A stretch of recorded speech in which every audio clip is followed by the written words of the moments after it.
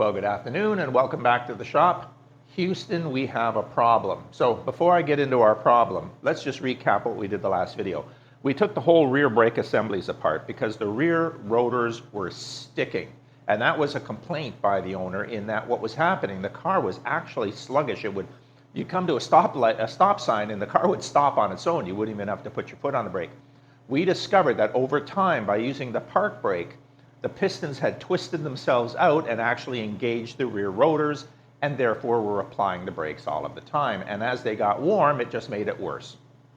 Now, we took it all apart, we reset the pistons, and we cleaned up all of the surfaces. We, deglazed them.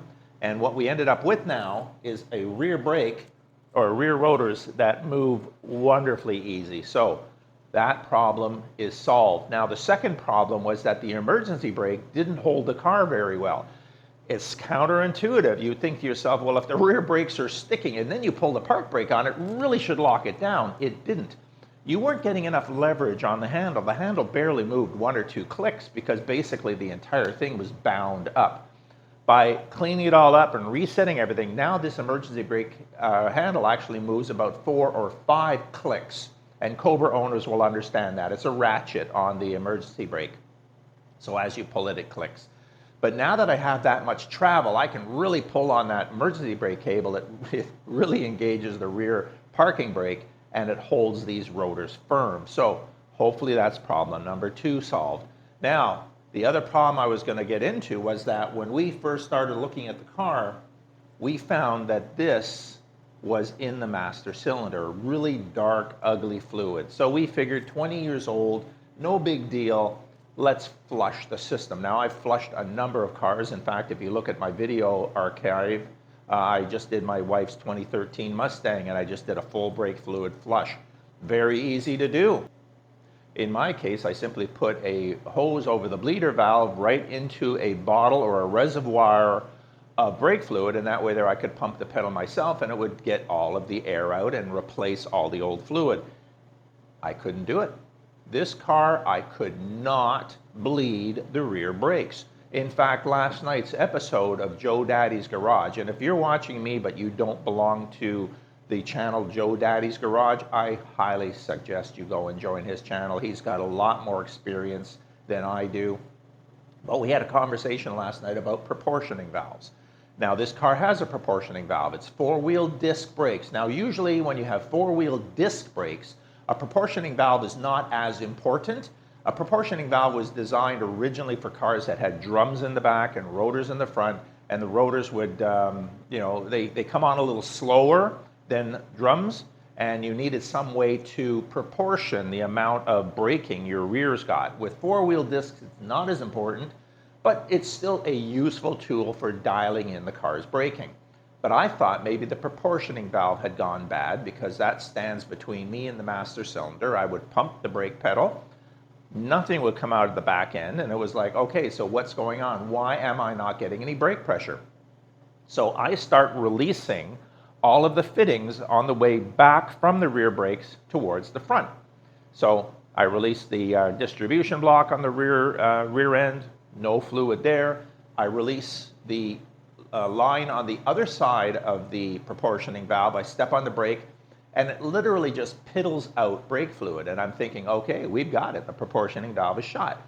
I pull the proportioning valve out, I press on the brake, and I still don't get fluid. Now, I'm talking about, I'm right at the master cylinder now, and I'm not getting any brake pressure out. So now that leads me into 2 problems. Number 1, is there air in the master cylinder? And if there's air in the master cylinder, there is no way you're going to bleed that out. You got to remove the master cylinder to do that. You have to do what's called a bench bleed. If that's the case, I can take the master cylinder out, we can bleed it all out. But I get back to the color of the brake fluid. It's black. And I mean, this, unfortunately, has also got some fresh in it, so it's not as dark as it used to be. So this is really dark. The other thing that could have happened is the seals have deteriorated in the master cylinder. Now, I know that sounds insane, considering a master cylinder is designed to run with brake fluid, but there could actually physically be a problem with the master cylinder. And let me show you why I think that. So here's the problem. I am now pulling 24 or 25 inches of vacuum directly off of the line that comes from the master cylinder, and I'm not pulling any fluid whatsoever. I've got 25 inches of vacuum and I'm not getting any fluid. Normally, when a master cylinder is at rest, when you're not applying any pressure to a master cylinder, a valve opens, allowing brake fluid to enter the piston area, and then when you apply the brakes, that valve closes, and the piston is then compressing the brake fluid. The fact that I can't build pressure might also mean our master cylinder is shot. We'll probably just end up replacing it, but I'm going to reach down in here. You can't see me reach down, but I'm now applying the brake pedal. And you can see I can push a little bit of fluid, but you can understand that that's not exactly a lot of pressure.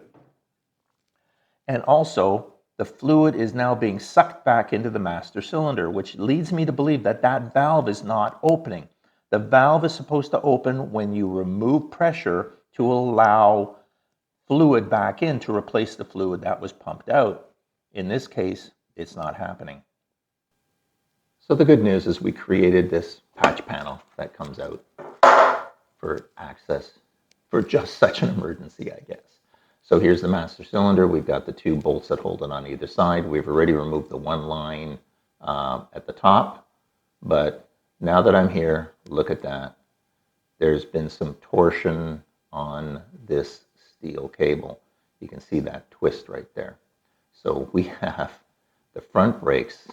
There was some, I'm going to say restricted flow, but we're going to double check that out. All right, so I put it on the bench and immediately I realize we have a problem.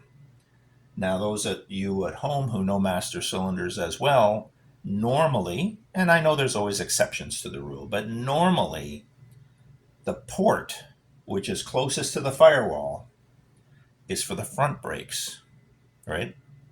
The port further away from the firewall, or the second port, is for the back brakes. The way this is plumbed, this line ran off to the proportioning valve off into the back of the car, which is supposed to be the front brakes. And of course, this one, which ran off to the front, is for the rear. Also, too, we can get a really close look now. We can see there's absolutely been a torsional twist on this line. So this line is impeded now, probably not going to stop the car from stopping because it has been stopping, but that's definitely a bad thing. We have to redo this anyways. And as I mentioned, there's no way I'm going to take a chance trying to rebuild this or clean this up, because if there's crap inside there, there's crap inside there, and that's all there is to it. So that'll be it. I'm going to order a new one. Well, that's all there is for today. Until I get a new master cylinder in, I'm not going to bother rebuilding or trying to fix that. There's too much trash in the reservoirs that I'm worried some of that trash is already inside of the pistons, and you certainly don't want to be messing with brakes. So for $70, $80, whatever the replacement cost of that is, it's well worth the investment. So I'm going to order a new master cylinder. I'm going to have to pick up some brake lines, because obviously not only do we have to replumb the brake line because of that torsional issue we found in one of them, but they're backwards. We have to redo the plumbing so it's appropriate for the vehicle. So once we get that done, we're going to be able to turn our attention to the body or the paint of this car. Now, just to give you a bit of a teaser, when you're working on painting these cars had a similar paint scheme that Shelby put on his 65, 66 Mustangs. As the car gets to the center of the vehicle, the car actually widens out, right? Now, the car's narrower at the front, it widens and then tapers back in the back. Shelby recognized that when you put these stripes on that kind of a car, they look weird unless the stripes also move with the car.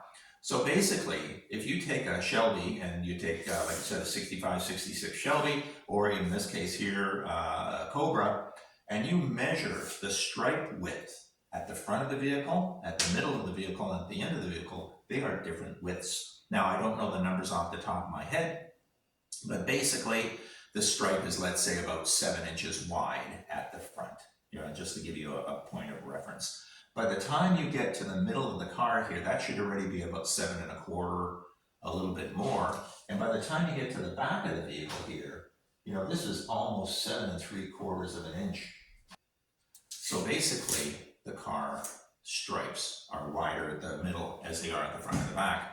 So what's key? Well, key is simply recognizing where the center line of the car is, because if you can fix the center line of the car, then everything is just a measurement off of that center line. So the good news is we do have a center line that's already in the car.